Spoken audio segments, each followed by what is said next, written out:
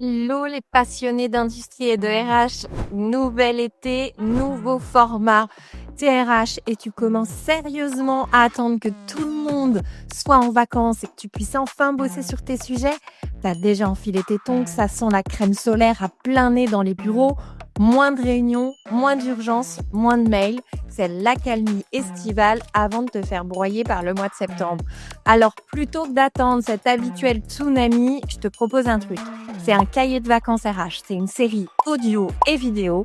Et la promesse est simple. Un été pour muscler tes process RH et surtout éviter de te faire broyer à la rentrée. Des épisodes courts et des cas concrets. Et à chaque fois, un outil, un exercice ou un cas d'usage à tester dans ton coin ou en équipe que tu reçois dans ta boîte mail. Parce qu'on ne va pas se mentir, c'est jamais le bon moment de s'y mettre. Donc, c'est maintenant. Et si tu as envie d'aller plus loin après tout ça, je t'en reparle au courant de cet été. Mais d'abord, tongs ou pas, on attaque. Hello, voilà, 17e épisode, on avance progressivement. Tu sais, série spéciale, cahier de vacances, j'ai l'impression de faire que me répéter, mais bon, c'est normal. On est donc à la moitié là de la série. Tu sais que tu as tous ces épisodes à écouter jusqu'à début septembre. Tu peux aussi les visionner sur YouTube. Je te joins à ces épisodes chaque mardi un cahier de vacances avec les ressources associées aux épisodes de la semaine précédente. Donc, si tu t'es pas déjà inscrit pour les recevoir, je t'invite à le faire. Tu as le lien dans la description du podcast. Aujourd'hui, on aborde un sujet clé, un sujet chouchou, un sujet que j'adore et qui va te servir dans ton quotidien et te permettre d'être vraiment dans une dimension stratégique de ton job. C'est les 5 raisons pour lesquelles ta stratégie RH ne prend pas et ce que tu peux faire dès maintenant. Voilà. Donc, parlons peu, parlons bien. Voilà, on va causer, tu l'as compris, stratégie aujourd'hui. Alors, la première raison pour laquelle ta stratégie ne prend pas est sur celle-ci. Désolée, j'ai pas de solution miracle. C'est que ta stratégie RH n'est pas portée par la direction. Il y a un truc que je dis tout le temps, c'est que le poisson pourrit par la tête. Je sais pas si tu me connais, mais j'ai une passion pour les expressions. Et celle-ci, je trouve que sur le sujet de la stratégie RH, elle est particulièrement vraie. Parce que tu peux avoir la meilleure stratégie, la meilleure vision RH du monde entier. Si ta direction ne la porte pas, si tu n'as pas de sponsor au sein de la direction, si toi-même tu es DRH ou RRH, parce que peut-être qu'il n'y a pas de DRH et que tu n'es pas au CODIR, bah, c'est compliqué, quoi. Une stratégie RH qui est efficace, elle l'est parce qu'elle est d'abord portée par la stratégie. Elle se trouve pas juste dans un livrable parce que sinon, elle reste une intention finalement. Et donc, si c'est le cas, tu passes ton temps à justifier au lieu de piloter. Donc, si tu veux sortir de là, souvent, la difficulté qu'on rencontre, alors je parle de ce que je connais le mieux qui est l'industrie. La difficulté qu'on rencontre, c'est la difficulté à aller chercher de la mesure. Donc, mon premier conseil pour rentrer dans une posture stratégique, au-delà de penser process, c'est vraiment d'aller chercher de la mesure, du pilotage, pour leur dire concrètement qu'est-ce que ça va transformer pour la boîte en termes de ROI et de parler leur langage, c'est-à-dire le langage du business et de la prod. Donc, en quoi ça sert les enjeux business? En quoi cela va servir les enjeux de la prod? Qu'est-ce qui va être impactant? Je sais pas si tu souhaites travailler sur les enjeux de la diversité et l'inclusion, ça se rattache à quelle problématique? Quels bénéfices eux vont en tirer? Et transforme ça en pognon. Voilà, bon, je pense que j'enfonce un peu une porte ouverte, mais au passage, j'en profite pour rappeler le message. Heu, 2e raison pour laquelle ta stratégie ne prend pas, c'est parce qu'elle ne répond pas aux vrais enjeux de l'entreprise. En fait, elle a d'impact que si elle est reliée à un problème concret ou à une ambition concrète de la boîte. Bon, logiquement, tu vas me dire: «Claire, c'est un peu la base que tu nous dis là». Ouais, je sais, mais je peux te dire qu'avec tout ce que je vois des feuilles de route, entre la feuille de route stratégique de la boîte déclinée en feuille de route RH, et ben, en fait, il y a quand même souvent des écarts et ça ne sert pas directement la stratégie de la boîte. Voilà. Donc typiquement, ça peut être, l'impact en termes de productivité lié au turnover d'un atelier. Ça peut être, je sais pas moi, une business unit ou, un îlot de production ou, un nouvel atelier qui va ouvrir dans 2 ou 3 ans. Bah, typiquement, il faut bien qu'on vienne le décliner en stratégie RH. On va pas attendre les 6 mois avant, pour se lancer sur ce projet-là. Ça peut être aussi rattaché, à, un enjeu important sur la transmission des savoirs. On est dans un contexte en industrie où d'ici 2030, on a 1 million de départs en retraite, avec des demandes et des exigences, des cahiers des charges clients qui sont de plus en plus pointus. Donc là, la nécessité, ça va être de travailler la transmission des compétences. Comment on assure qu'on a un contrat cadre avec notre client pour les 5 ans à venir, les 6 ans, les 10 ans à venir, je ne sais pas. Comment on assure la qualité du travail fourni d'ici là? Paf, on déroule notre stratégie RH en fonction de cet enjeu qui est et un enjeu business et un enjeu prod et un enjeu qualité pour le coup.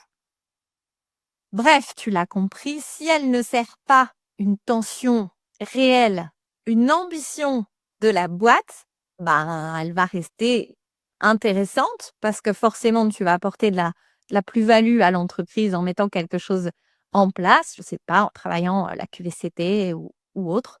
Mais en tout cas, si tu n'arrives pas à prouver et si tu ne démontres pas par A plus B qu'elle va servir un enjeu entreprise directement, elle ne sera pas prise au sérieux ni par la direction, ni par les opérationnels finalement.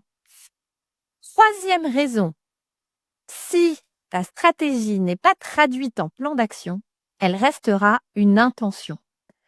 Tu sais ce que je vois souvent?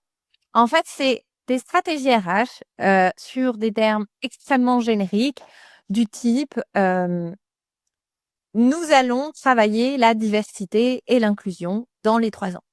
Bon, je caricature un peu, mais vraiment, c'est des choses qui m'arrivent assez régulièrement de voir.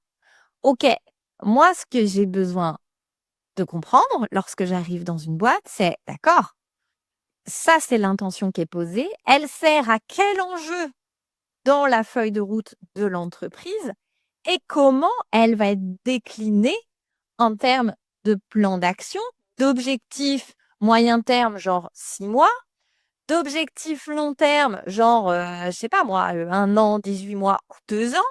Comment elle est pilotée et quelles actions il va falloir mener pour s'engager à réaliser, cette brique spécifique de ta stratégie RH. Donc voilà, si tu as pas de plan d'action, c'est juste de l'intention et des axes stratégiques sans plan d'action, pardon, ils vont vivre nulle part, en fait. Donc je pense que les axes stratégiques doivent être bien formulés pour répondre soit à une ambition, soit à une problématique de la feuille de route de la boîte. Heu, Ensuite, qu'il faut qu'il y ait une déclinaison en plan d'action, heu, pour que ça puisse être pilotable et mesurable et pas que tu te dises quand tu te poses, une fois tous les 3 mois, ou juste, en codir: «Ah mince, je n'ai pas bossé, sur cet aspect-là». En fait, c'est vrai qu'à un moment, si on le note pas et quelque part de réaliser un plan d'action, c'est aussi prendre une forme d'engagement, envers soi-même et que l'ensemble de l'équipe, qui n'est pas que RH, qui va bosser sur ce sujet-là, prend aussi au travers de ce plan d'action. Voilà ce que je voulais te dire sur ce point. La quatrième raison pour laquelle ça échoue, c'est que ensuite elle n'est pas portée dans le quotidien. Même quand la stratégie est bien pensée, avec les prérequis qu'on vient d'évoquer, souvent elle peut s'effondrer si personne au quotidien ne la traduit. Forcément, ton rôle de RH ici, il est clé puisque c'est toi qui vas garantir que les projets se transforment en séquences vraiment activables, que l'ensemble de l'équipe RH s'aligne, que tu repartes de mon point précédent de ton plan d'action et que tu puisses finalement piloter ton plan d'action au quotidien. Et pour ça, ben, il existe des outils, des méthodes assez claires. Alors, bah, tu commences à me connaître, hein, je les ai piquées aux ingés. Moi, je me sers beaucoup, des matrices, par exemple, de projet à 3, hein. Tu peux aussi te servir, d'un tableau de suivi de projet dans lequel tu mets un diagramme de Gantt pour te dire: «Bah, je sais qu'à telle semaine, le but, c'est que cette étape et cette action-là, elle soit terminée» et cetera et cetera. Mais je te reparlerai outils un peu plus tard. L'idée, c'est que ce soit pas juste des tableaux Excel qui te servent de reporting, lorsque tu es en CODIR, mais véritablement des outils qui vont te permettre au quotidien de piloter ton activité. Tu vois, par exemple, si je te fais une analogie, moi, donc, dans mon quotidien, j'interviens sur des missions d'accompagnement auprès de mes clients. Je pense l'année dernière à une très grosse mission sur de la transformation. La première chose que j'ai posée, c'est OK, quelle est la stratégie de ce projet de transformation? En quoi il sert l'orientation et la feuille de route de l'entreprise? Et ensuite, je me suis posée à me dire, OK, quelles seront les étapes, les actions réalisables? On se fixe quelle échéance pour tenir les délais? Une sorte de rétro-planning en fait un peu amélioré. Ce qui fait que dès lors que, on mettait des routines de pilotage tous les 15 jours, voilà, moi je ressortais ce tableau qui est assez visuel. Bah, regardez, on en est là. Ah, on a pris un peu de retard sur telle action. Pourquoi? Où est-ce que ça en est de votre côté? Et cetera et cetera. Et là, on est dans le move, je sais pas pourquoi je dis ça, mais là, on avance et on pilote véritablement notre, stratégie. 5e erreur, bah, c'est un peu en lien, c'est que justement, elle n'est pas pilotée, elle est juste posée. Donc, si tu remplis juste des cases, de ce suivi de projet et que toi, tu ne portes pas, comme je te l'expliquais précédemment, des routines, des ateliers, des suivis réguliers, et que tu ne te confrontes pas non plus aux irritants, si tu l'ajustes pas en équipe, ben, on va perdre le fil et donc elle se réalisera pas. Le pilotage, n'est pas que de l'ordre des indicateurs que tu vas piloter. C'est vraiment de l'ordre du suivi, voilà, des actions, des irritants, en s'assurant d'avoir bien établi en amont le qui fait quoi aussi dans ce tableau pour que les rôles de chacun soient clairs. Donc, en conclusion, si tu veux poser une stratégie RH qui vraiment tienne debout, je pense que les prérequis, c'est vraiment qu'elle soit portée par la stratégie. Vraiment, je t'ai donné des pistes de solutions, mais elles sont pas miracles. C'est-à-dire que si tu évolues dans un environnement, où clairement, tu as un rôle de RH, mais que tu sens que ton dirigeant, c'est pas franchement un sujet, bon, de ce que j'ai vu de toutes les boîtes que j'ai accompagnées, j'ai pas la solution miracle. Vraiment, là-dessus, je suis désolée, j'ai pas. J'ai pas de hack miracle. Mais bon, déjà, peut-être essayer de commencer avec les petits tips que je t'ai donnés. Ensuite, elle doit être ancrée dans les enjeux business. Elle doit être traductible en plan d'action, en process et elle doit être pilotée dans le quotidien et surtout structurée, voilà, avec méthode, mais aussi avec agilité parce que tu vas rencontrer des aléas, dans le suivi de ton plan d'action et de ta feuille de route RH. Et comme on arrive à la fin août là, beaucoup d'entre vous vont quand même bientôt commencer les discussions, autour de, la feuille de route, 2026, autour du budget du coup, 2026. Je sais pas, tu me diras quand est-ce que tu commences, mais, généralement ces discussions commencent tranquillement, en octobre, fin septembre, début octobre, donc là, mine de rien, c'est tout bientôt. Donc pour bosser ça efficacement, avec ton dirigeant, je te propose un outil dans le cahier de vacances. Franchement, j'ai presque hésité à le mettre, tellement c'est un outil à très forte valeur ajoutée. Il est surpuissant, il est assez peu utilisé, ça s'appelle la matrice en X. En fait, elle te permet d'aligner les enjeux stratégiques, les actions, RH concrètes et les indicateurs de pilotage. Mais pas que. tu n'es pas obligé de l'utiliser que sous le prisme RH. Si tu te poses sur la vision stratégique de la boîte avec ton dirigeant, vous pouvez vraiment y mettre tous les enjeux stratégiques de l'entreprise. Mais parfois, quand le dirigeant est frileux un peu à la mettre en place, moi, j'ai fait vraiment que pour le service RH et ça fonctionne aussi assez bien. Donc vraiment, c'est un outil structurant, qui n'est pas simple à appréhender. Donc ce que je t'ai mis dans le cahier de vacances de la semaine prochaine, c'est tout un mode opératoire pour t'expliquer, le fonctionnement de la matrice en X et je t'ai mis le template évidemment, en Excel pour que tu puisses le compléter. Donc tu me diras ce que tu en penses. Si c'est un peu difficile pour toi de l'utiliser, n'hésite pas à m'en faire part. Surtout si tu l'as pas fait, pense à t'inscrire et à cliquer sur le lien juste en dessous pour recevoir ton cahier de vacances mardi prochain. Et si tu veux aller plus loin, je t'ai déjà parlé du lancement de la formation Voler les pratiques des ingénieurs pour structurer sa fonction RH. Donc ma formation, commence en septembre. J'ouvre bientôt les places. J'ai trop hâte.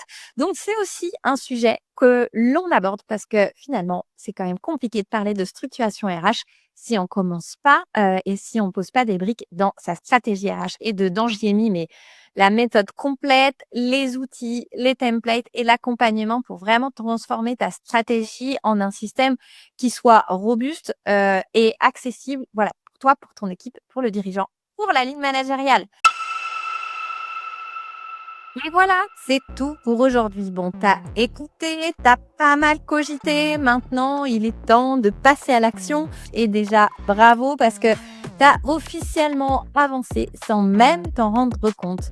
Alors, on se retrouve jeudi pour un nouvel épisode, une nouvelle thématique ou alors même mardi directement dans ta boîte mail. Et toujours court, toujours concret, toujours plus utile.